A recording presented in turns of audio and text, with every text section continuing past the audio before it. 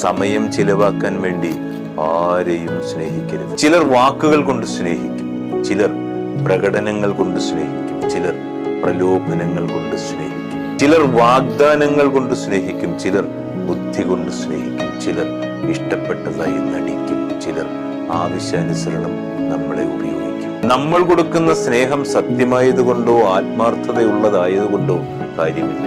ആ സ്നേഹം കിട്ടുന്നവർക്ക് അത് തിരിച്ചറിയാനുള്ള മനസ്സുണ്ടാകും. സ്നേഹിക്കപ്പെടുന്നു എന്ന തോന്നലിൽ നിന്നും എത്ര പെട്ടെന്നാണെന്നേ മനുഷ്യൻ ആരുമില്ലായ്മയിലേക്ക് ചുരുങ്ങിപ്പോകുന്നത്. എത്രനാൾ കൂടെ ഉണ്ടായി എന്നതിലല്ല, എത്രമേൽ നമ്മളെ മനസ്സിലാക്കി എന്നതിലാണെന്നേ കാര്യം. രാപ്പകലുകളൊക്കെ ഏറെ ഉണ്ടായിട്ടും കൂടെയുള്ള ഒരാളിന്റെ ഉള്ളറിയാതെ രാവേറുമ്പോൾ ഉടലെറിയാൻ മാത്രമായി മാറിപ്പോകരുതെന്നേ ഈ സ്നേഹവും ബന്ധവുമൊക്കെ.